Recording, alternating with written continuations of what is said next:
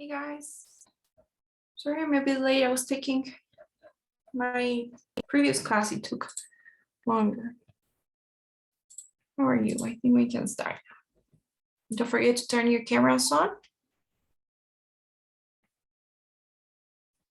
so that we can begin the class.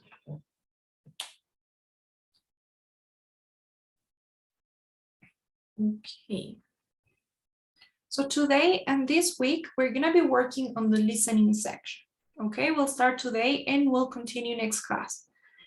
So the listening section is very similar to the reading in the sense that it's still multiple choice. You're gonna be given some material. In this case, since it's listening, you will be listening some audio files, and then you'll be given some questions, and you'll need to answer those questions based on the information that you had from the audio files, from the listening. Okay. Now, what exactly will you be listening to? There are two types of audio files that you'll have. One of them is conversations. So you'll basically listen to a conversation between two people and you need to answer some questions. And the second is lectures, in which you'll have to listen to a college class, an academic class in which the professor is explaining a topic, or some questions. So this is the most complicated one and the one that we'll see today, the lectures. Okay. Now here's the structure. So do you guys remember that in the reading, I told you, in the reading section, you can have 3 or 4 passages, right? That's what I said for the reading. So now in the listening, depending on how many tasks you had in the reading, you may have 5 or 7 tasks here in the listening. The thing is that no matter where, you always have an extra task. It could be in the reading or it could be in the listening, but it is never gonna be in both. Okay, so if you have it in the reading, if you have 4 passages with an extra task in the reading, then your listening is gonna be shorter. You only have 5. But if you didn't have the extra passage in the reading, that means that you will have it here in the listening. So you'll have 2 more audio files to listen to. Okay, so 7 or 5 tasks. You always have more lectures than you do conversations. So 3 or 4 lectures or 2 or 3 conversations. Now, same thing as I said for the reading, don't worry too much about the time. I think that there just almost nobody struggles with time here in the listening. It's really rare. You have enough time to answer all the questions. You get more time if you have more tasks, and you have enough time if you have only 5. 41 minutes or 57 in case you have 7 tasks. So to summarize, you always have an extra task, either in the reading or the listening, but not both. You have more lectures than you do conversations, and you have more time if you have more tasks. So any questions so far about the structure?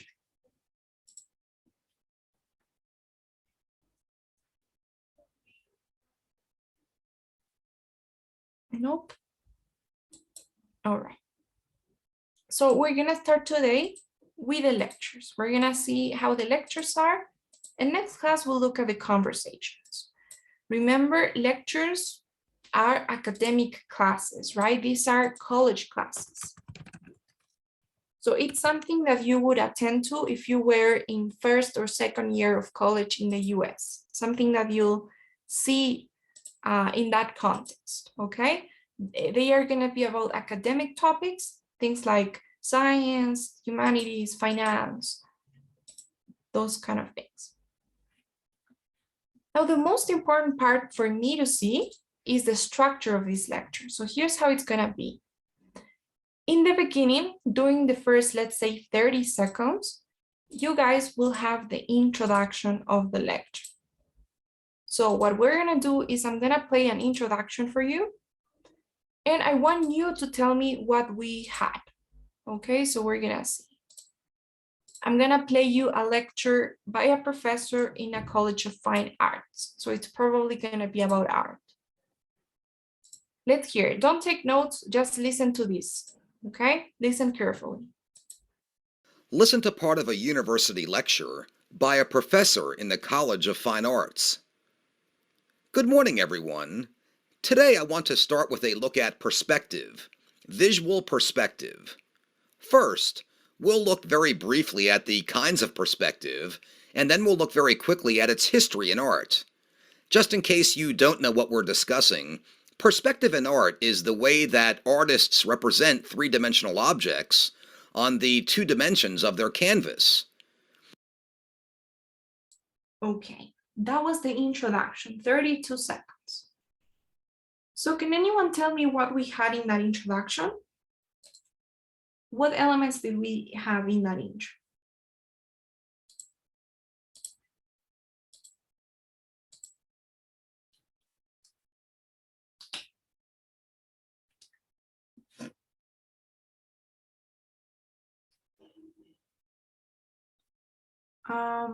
Natalie, what do you think? Anything you were able to catch from that introduction? It could be the main topic of the conversation. Exactly, yes, perfect. That's the first important thing. The main topic, which in this case was, what was it?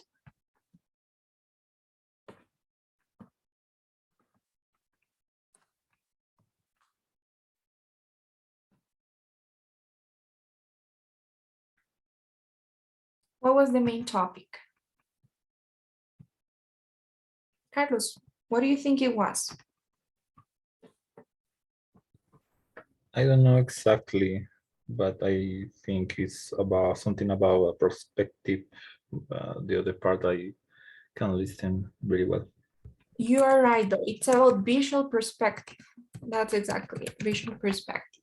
Perfect, that's the main topic. Anything else we had in that intro? Anything you were able to identify aside from the main topic?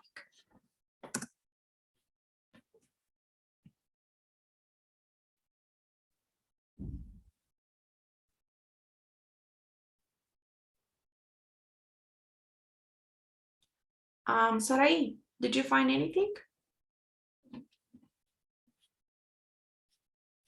I'm sorry, my internet is not working. I don't hear what you say. So I was telling you, were you able to identify anything else apart from the main topic in the introduction?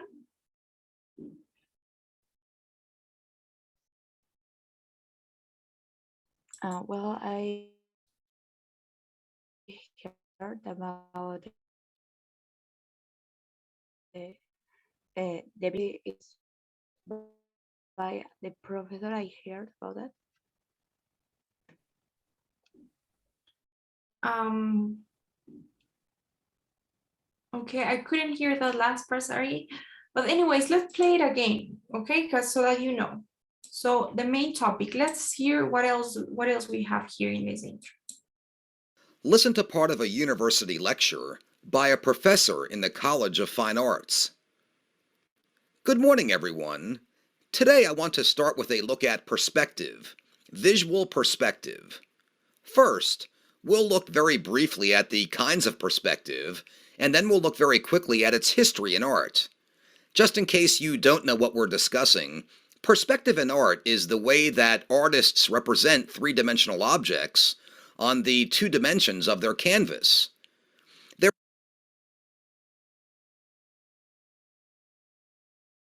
Okay, sorry. The first thing then is the main topic, right? The professor starts by greeting the students, and he's like, today we're gonna be looking at visual perspective. So what is the next thing the professor does? What else do we have?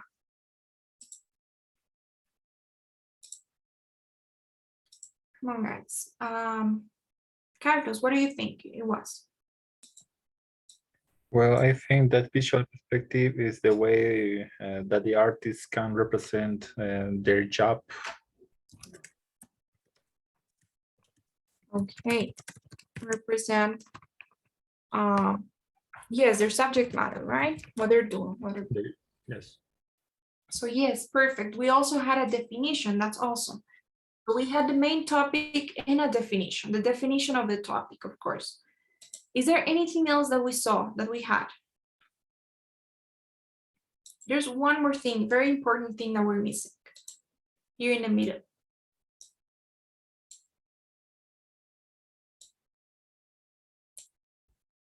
We also had an introduction to the structure of the lecture. How it's going to be a structure. The professor said, if we look at the transcript, I want to show you. Usually, by the way, you won't be able to read the transcript, okay? This is just something we are doing to show you the elements, but we won't see the transcript. You won't see the transcript when you are in this section. So what we have is first the greeting, right? Good morning, everyone, the greeting. Then what you guys told me, the main topic, which is perspective. They say, I want to start with a look at perspective, visual perspective. That's the topic. And then the professor talks about how the lecture is going to be structured, how it's going to be organized. The professor says, first, we'll look briefly at the kinds of perspective, and then we'll look very quickly at its history in art. Believe me, that is really important for you to understand from the beginning. You need to know how it's going to be organized, what exactly you'll be seeing. And that is called the structure of the lecture, the organization. So first of all, for example, you look at classification, right? The professor will classify the types of perspectives.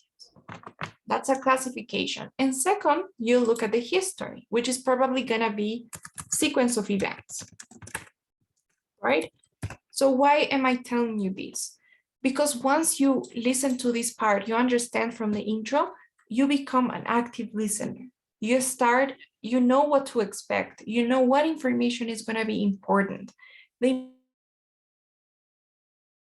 important information is going to be the types and the history. That's what you want to know.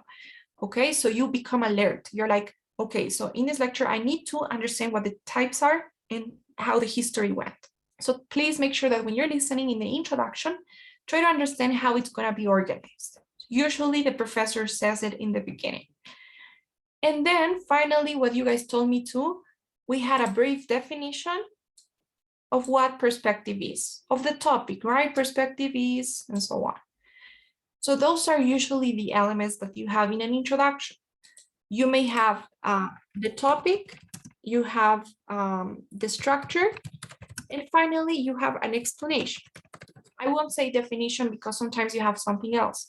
Sometimes you have an example, sometimes you have some data, anything that lets you, that kind of lets you understand better what it is, okay? So any sort of explanation. So is this okay so far? The three elements that you need to be aware of in the introduction. The most important one is always the topic, and very important, the structure, okay? Is this okay? Okay, guys. So as for the structure goes, there are indeed many types of structure. Okay, there are many ways in which this lecture could be organized. If we look at some, these are the most common ones that you'll find. Hang on. Oh God, sorry. Stop sharing my screen accidentally. Okay, these are the most common types, the organizational styles. The first one is comparison, compare and contrast. So sometimes the professor is going to compare and contrast two different things. Let's say World War II versus World War I. So once you understand it's a comparison, then you know that you're going to be looking for the similarities and the differences, right? That's going to be your goal, understanding the similarities and the differences. If you have a definition, then your goal is to understand the definition, right? You're looking for definitions. Sometimes you have steps of a process. Let's say that the professor is discussing the embryonic development. So it is steps of a process, right? The first thing that happens is the development of the heart. Next, you have the development of the organs, and third is. So you have a process that's being explained, and you have all the steps, all the like a recipe, right? All the steps that this process undergoes through. And finally, you also have sometimes very common classification, like we just saw. So you have types types of pollution, types of perspective, types of cell phones, types of websites, anything at all. Sometimes you have theory and evidence. So the professor presents a theory, let's say the evolution theory, and then the professor, in order to support this theory, is going to provide different sources of evidence. So maybe one piece of evidence is the fossils, the second is this, the third is that. So you have different evidence supporting a theory. Another very common one is advantages and disadvantages. So let's say the advantages and the disadvantages of solar energy. So you know that you're going to be expecting those. And another one is cause and effect. So let's say the pollution, its causes or its effects. So I know that right now I'm going through this very quickly because we don't really have that much time. I wish we had enough time to like do an example of each, but I can suggest that you guys look for these types and that you practice with them. Okay, so listen maybe to, or even read if you want, or listen to something talking about the comparison of two things, definition of something else, a process, a classification, and that's going to help you understand better all these structures that you can have. Okay, any questions now about those, what we just saw?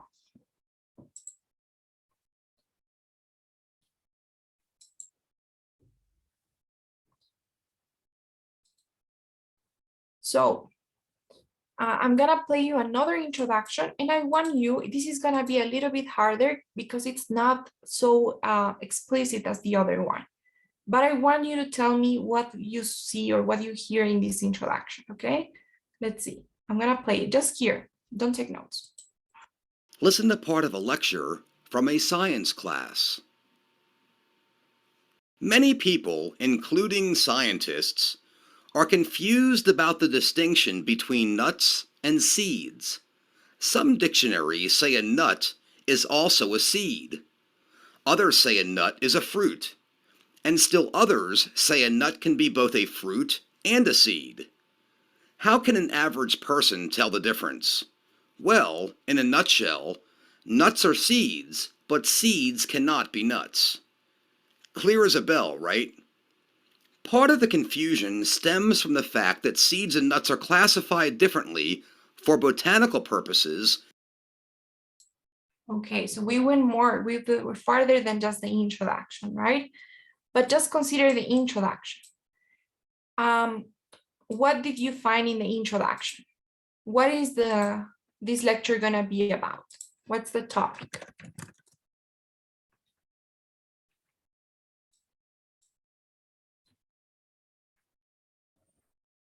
I think that is a discussion about nuts and beans, seeds, sorry. Exactly, yes, nuts and seeds, perfect. And how do you think the professor is gonna structure these? What about nuts and seeds are we gonna see?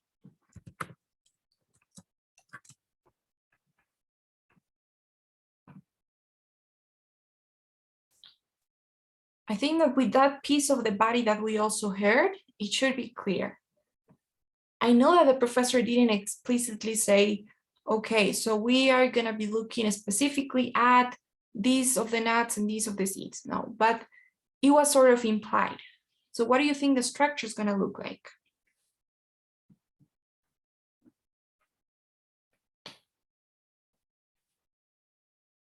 Natalie, what's your opinion? Or Sai, you're about to say something. I think it's kind of comparing this and what the people think about it. Exactly, it's a comparison. So probably you'll be looking at a comparison, similarities and differences, right? Contrast. So that was the structure also. Did we have anything else? Did we have a definition, explanation, anything? Or not?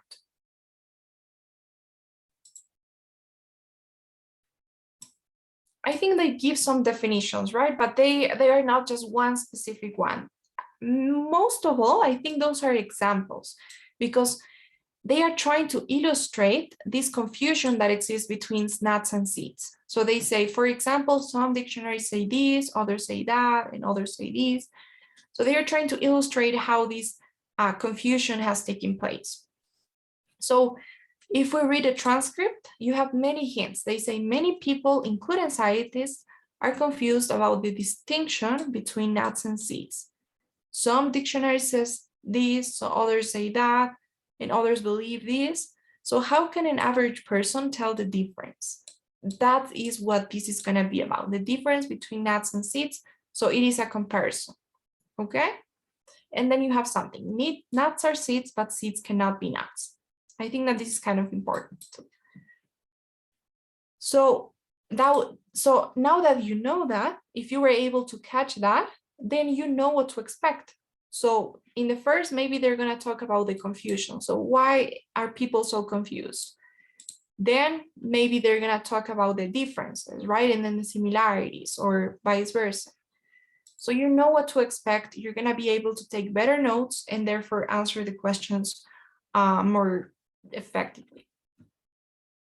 So any questions so far about that introduction, the topic, the structure, the most important part? Any questions?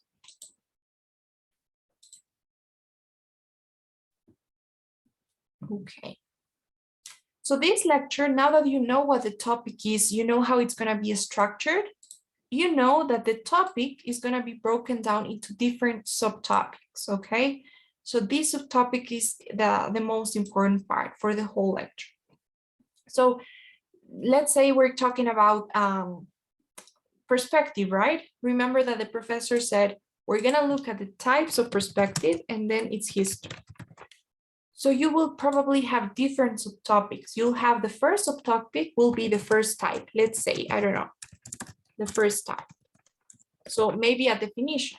Let's say that the second subtopic is a first type and the example, maybe. And the second subtopic is going to be the second type and another example to illustrate that second type. Now the third example is going to be about the main artist or the artist that created this term of perspective. Okay, let's say that that's the third subtopic. And the fourth one, perspective, sorry. The fourth one is going to be about the use of this perspective idea in, I don't know, by the Egyptians. So how Egyptians use this idea. And then you can have a fifth subtopic and so on. So this the same topic of perspective is gonna be broken down into different subtopics. I cannot tell you which one it's gonna, what exactly you'll see. It depends on the structure. It depends on the lecture. It's always different. But I will tell you kind of how to identify those unities. Okay, in those unities or those subtopics, you're gonna find different facts, examples, types, theories, studies, research, events, names, data, anything at all, a lot of facts. So this is what we're gonna do. Okay, if we look at this, let's continue with this perspective. You can see what I mean. So the first one is about one type of perspective, aerial perspective. The second is about linear perspective, the other type. The third is about vanishing points. The fourth is just a conclusion, it doesn't mean anything. The fifth is about the history, so they talk about Western art. The next one is about Renaissance, so the rebirth of learning and the sciences. And the final one is Italian artists. So each paragraph that I'm showing you has its own idea, its own unity. It's talking about one specific idea, specific thing, subtopic, right, in itself. Now, the key to have a good score in this section is being able to understand each one of those, being able to understand and catch when the professor stops and finishes one idea and starts a new one. That is going to be key, okay? So what you guys are going to do, listen to this part. how the professor transition is from the introduction to the first idea. Listen to it. Perspective in art is the way that artists represent three-dimensional objects on the two dimensions of their canvas. There are two basic sorts of... Okay, so I don't know if you were able to notice, but the professor makes a pause, lowers down his voice, and he even takes a breath of air, right? He's like, there are two basic sorts. So you need to be able to notice that transition. That is gonna be key, believe me, and that's just gonna be achieved with practice. Listen to that transition, to those pauses, listen to the transitions you may have here too. Like there are two basic sorts of visual perspective. Okay, that looks like a transition. Now, an object over scene. So listen to those and practice, and you'll be better like at recognizing the transitions. So what we're gonna do is this. In order to take notes, you're gonna have your piece of paper that looks something like this, right? So if you look at my camera, this is your piece of paper, right? What you guys are gonna do is you're gonna use it not vertically like this, but horizontally. So you're gonna use it in this horizontal way. And your goal is to divide your paper in 6. So however you want.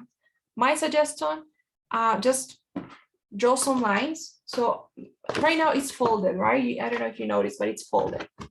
But you don't have to fold your piece of paper. Sometimes you won't be able to do that, especially if you take the home edition test.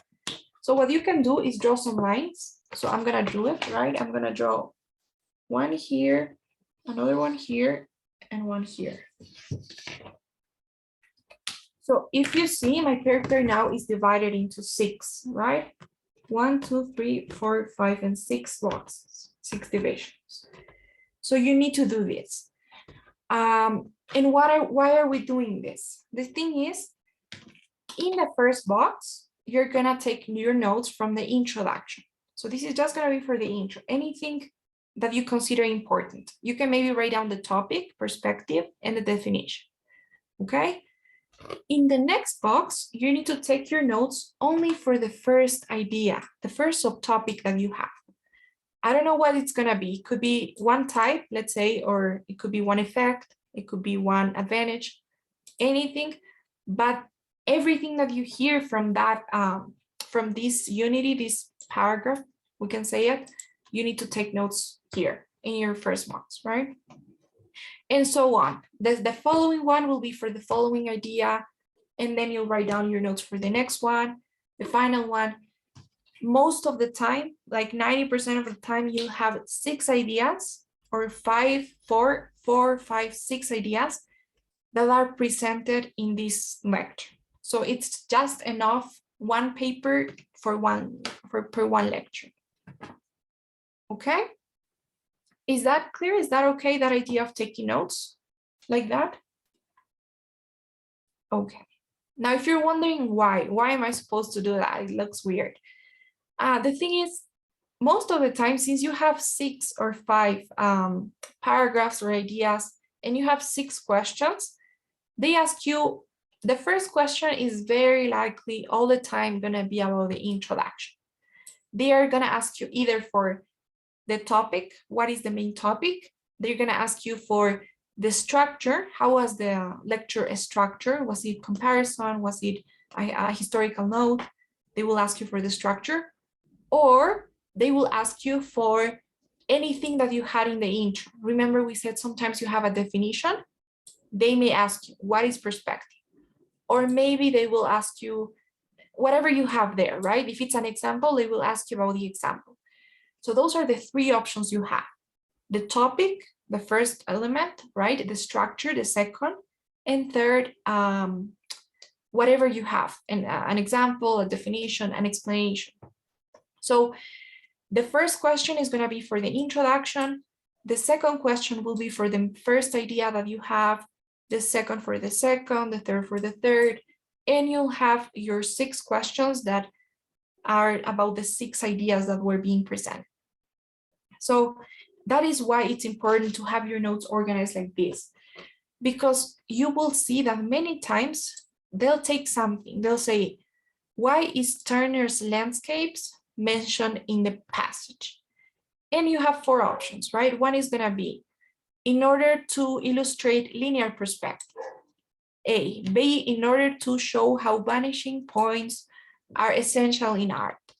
Option 3 is gonna be in order to explain why Western artists use perspective. And the 4th option is gonna be to illustrate aerial perspective.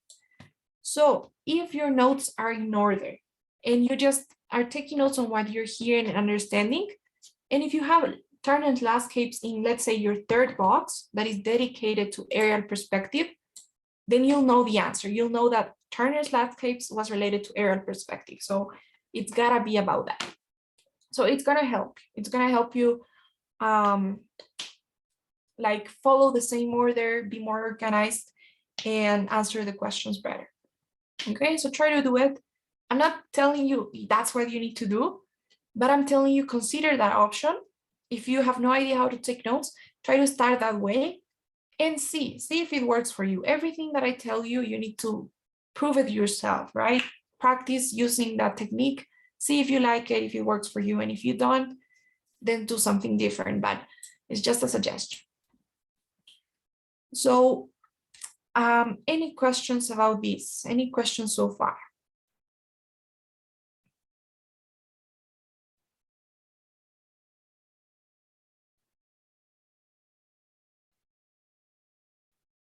No questions? Okay, guys. So what we're gonna do is I want you all to grab a piece of paper and a pen and try to do what I just did, okay? We're gonna try to put this into practice. So divide your paper in 6. We're gonna listen to a lecture and see how we can answer those questions.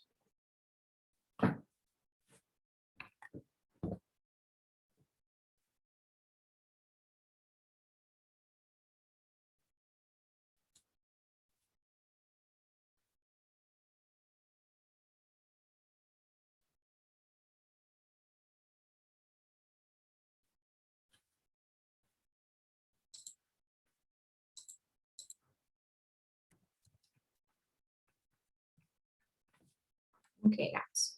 So if you're ready, I'm gonna play it for you all. It is about facial recognition. They say, listen to the lecture about facial recognition. Let's see. Hello, class. So today we're going to be looking at facial recognition and to the different sorts of technology that go into facial recognition. Now, before we start, can any of you tell me where we can see facial recognition in action? Yes, you at the back? In the TV show Las Vegas? Well, you're right. In this popular TV show, the security team pull images of the individuals from their surveillance system and run the image through a database to identify the person. In that way, all the card counters and blacklisted gamblers can be escorted from the poker tables. It looks easy on TV, but in the real world, facial recognition is a tricky business. So let's start with the more traditional methods of facial recognition. Every face has peaks and valleys, and these can be translated into what is termed as nodal points. Each face has about 80 of these, and they include distance between the eyes, the length of the jaw, the width of the nose, things like that. These measurements can be used to create a numerical code, and this is called a face print. This system is good because it can compare two-dimensional images such as photographs. The problem is that images have to be controlled. The person has to be staring straight at the camera. There must be no variance in facial expression or lighting because any variance in these parameters reduces the effectiveness of the system. So they had to come up with another way. So the new way of recognizing faces is by using a 3D model. It has better accuracy allegedly. 3D imagery detects distinctive features in the face such as the curves of the eyes, nose, and chin, features which do not change over time. These are measured at the sub-millimeter level. Interestingly, a 3D image can be taken not only from a live scan, but also from a 2D photograph. And another good thing about the 3D system is that it can recognize a person from a range of angles. The person doesn't have to be directly facing the camera as in 2D technology. Once again, the system gives each individual a unique code, a set of numbers that represents the face. It's easy to match a 3D image to another 3D image if you already have a 3D image in your database. It's less easy to match 3D images to 2D images. But what they can do is pull certain measurements from the 3D image, such as the eye and so forth, and use this to convert the 3D image into a 2D image, and this image can be more easily compared to the 2D images in the database. But it's not just the measurements which can be used to recognize faces. There's also a new development called skin biometrics. This uses the uniqueness of skin texture to get its results. The process takes a picture of a patch of skin, and the system will then identify any pores, lines, moles, blemishes, and other features of skin texture. This method can be used to identify identical twins, something that cannot be done with the 3D technology. Its other advantages over 3D imagery are that it's insensitive to changes in expression, blinking, smiling, and so forth, and can compensate for changes in facial features, such as the growth of a beard or wearing glasses. It's not perfect, though, as it is sensitive to lighting conditions and poor camera resolution, and if there is glare from the sun. So, now we've covered the main types of facial recognition, we'll move on to its uses. Now, has anybody here... Okay, guys.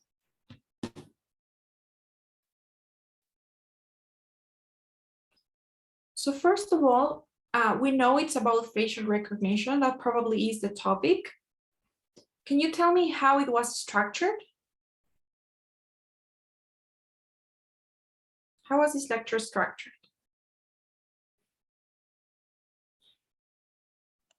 It was about the types of facial recognition. That's perfect. It was about the types of facial recognition. Anything else? Any other type of organization that you noticed?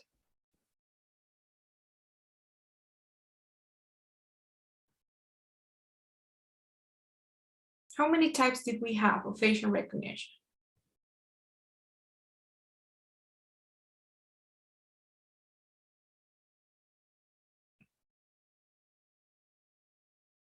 How many?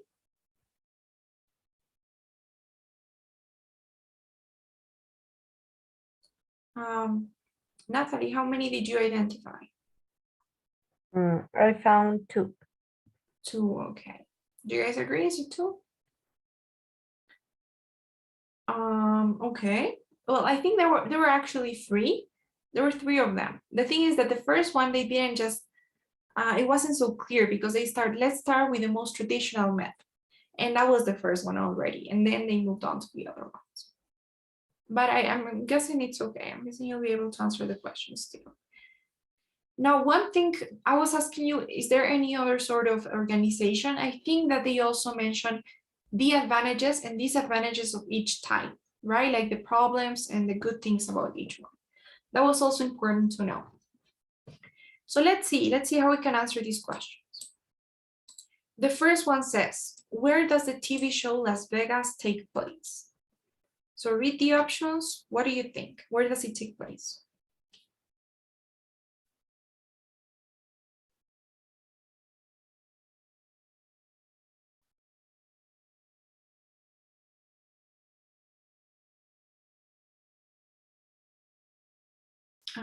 Carlos, what do you think? In a casino? Yes, exactly, in a casino. Very quickly, right? You don't need that much time to answer, in a casino. So yes, they talk about poker tables. Remember, right? The first question, usually about the introduction, I don't think it was gonna be the topic, right? Because they mentioned the topic. It could have been the structure, right? How does the professor organize this lecture? And then you can see by classifying the types. So yeah, but it wasn't, it was about the example they mentioned in the beginning. Now the second one says, what's a faceprint? It is a definition, a detailed question. So look at the options and Natalie, you tell me what you think.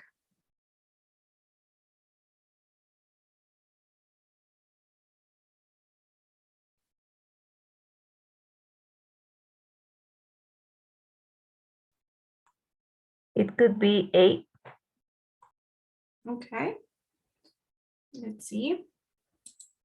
So great, that's perfect. 8 is a code which identifies a face Option D was also really tricky because I think that the number of nodal points is translated into a code, and that code is the phase point. But yes, you were totally right. A code that identifies the phase. So this is from the first one, I think, the first type, and they explain the definition. Now the second, the third question says, identify two problems with 2D facial recognition. So look at the options. What do you guys think? What are two problems?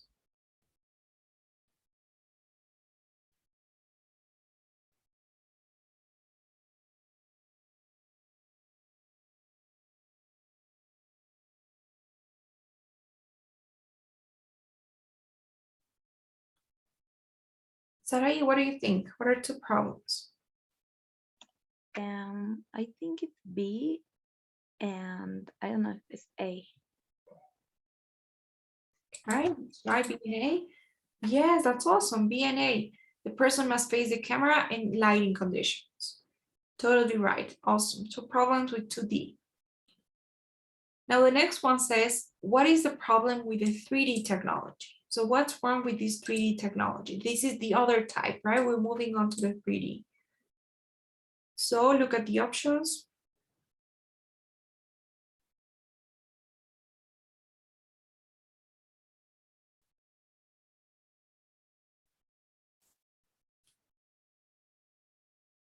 What do you guys think? Carlos? I think it's C. Impossible to match 3D imaging to a 2D Okay. image. Do you guys agree? Well, do you girls agree?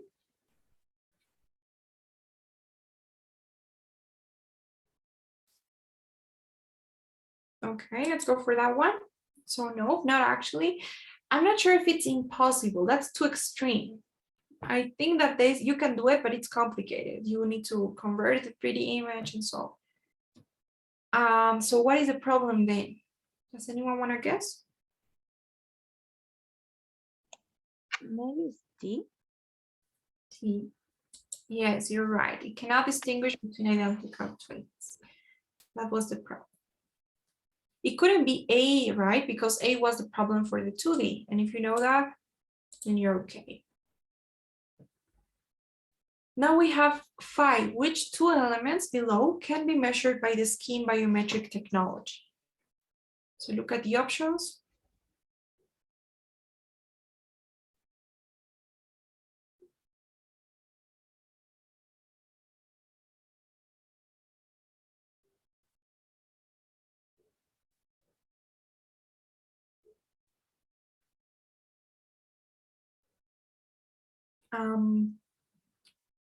Natalie, what do you think? I think it's C and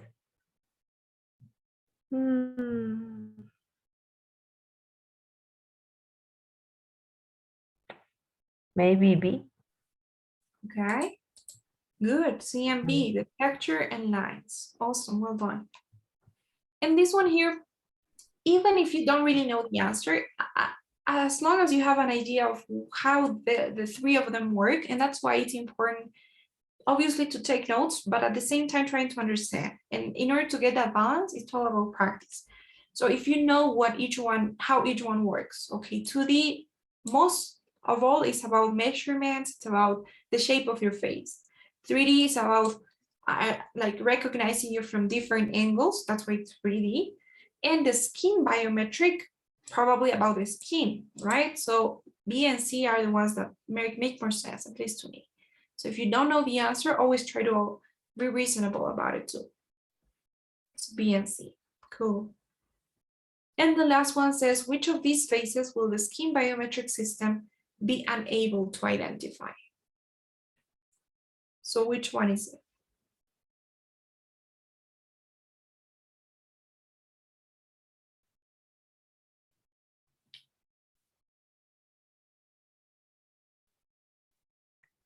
Maybe D. Okay, D because of the glasses. All right, do you have anything anything about glasses mentioned in the skin biometric in your notes, or do you remember? Yeah, I took notes about glasses that is a problem in face recognition, but also say that is a problem smiles. So it could be C also. I don't know. Okay. But we're talking about the skin biometric one, right? Specifically. So this one, okay. So what do you guys think? Is it C, D, or maybe something else?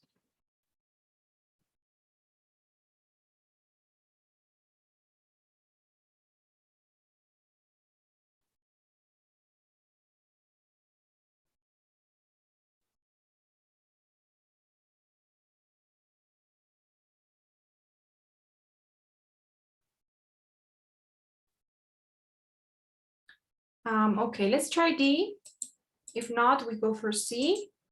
And if not, you want to guess which one it is? It was actually A, the first one, because of the lighting conditions. So I'm not sure. I think the glasses is mentioned somewhere else. It is mentioned, but it was for 3D, if I'm not wrong.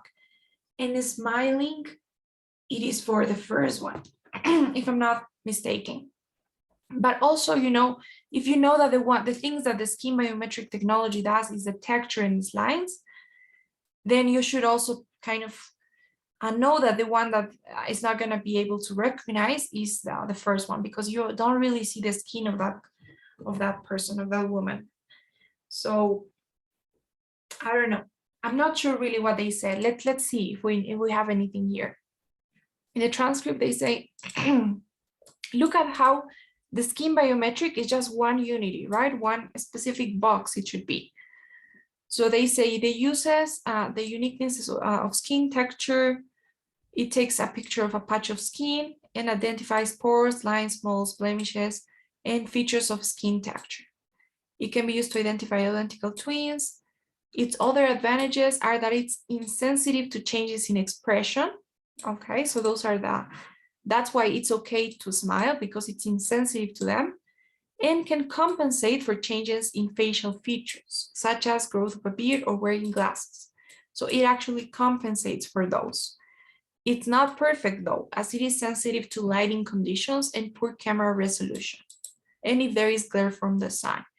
So those were the three disadvantages: lighting, camera resolution, and glare from the sun. And the advantages were changes in facial features, insensitive to expressions, and identical twins, right?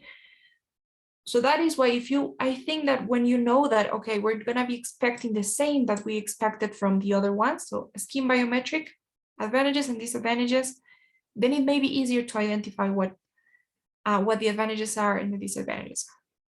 So always try to approach it that way. And you know that each question was about one specific paragraph, right, or unity. So always remember that. Do you guys have any questions about what we did, about that part? Before you go, something really important that I need to tell you, things that you need to keep in mind, although we can also do this next class because it's the same, but let's do it right now. So the first thing, you might have noticed that it doesn't take too much time to answer the questions, right? It was right away. You read the question, read the options, and you answer. And that is because you don't have the option to listen again. It's not like, okay, you read the question and then you go back, listen again, try to understand. It doesn't work in the same way as the reading, which is why you don't need that much time. And that's why they give you about 35 seconds per question. Okay, it's limited time, don't waste it. One important thing to know is that you get the questions one by one only after you're done listening to the conversation or lecture. You can never answer and listen at the same time, okay? It's just not possible. And you get them one by one.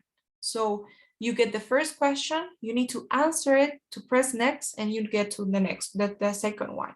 You've answered, you press next, and you will have the third one. So they go in order. You cannot jump around. You can jump to question 5 if you want. You need to go in order, answer one by one until you get to the one you want to go. You can never go back to the previous question, no matter how much you want to review or go back or change your answer.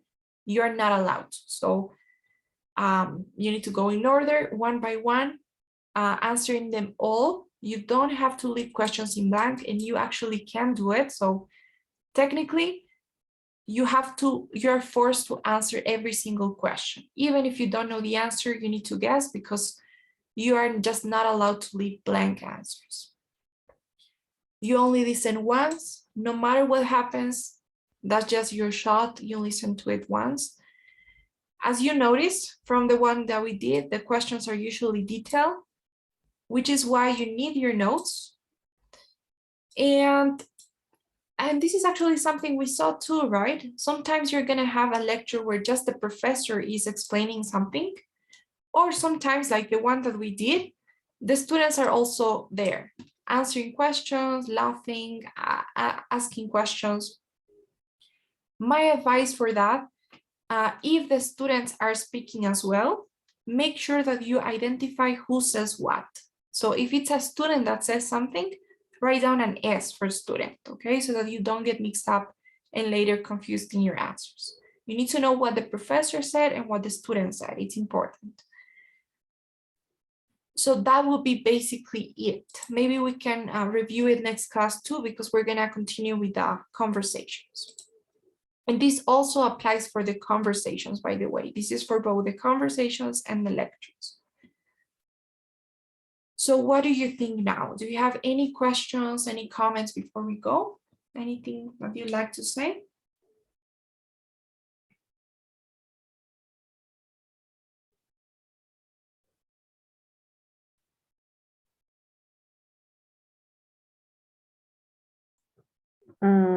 Sorry, I want to know how to take notes more efficiently, maybe short text or something like that.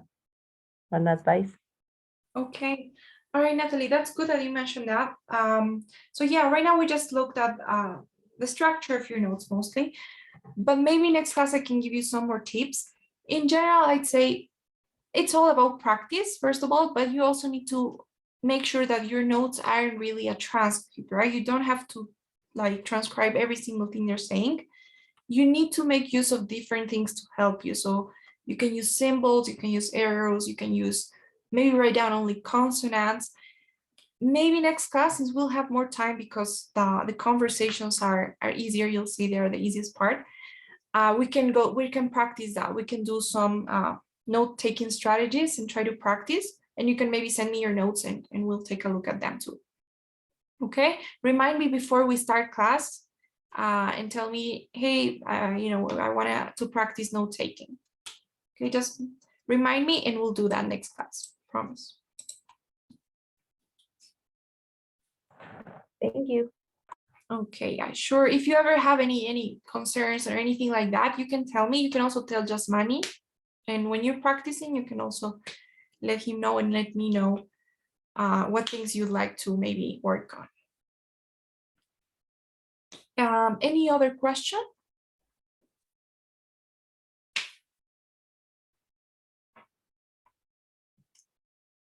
Before we go?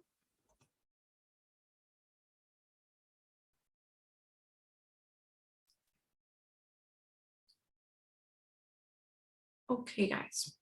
So please don't forget the daily survey as you go. And I'll be seeing you next class this Thursday.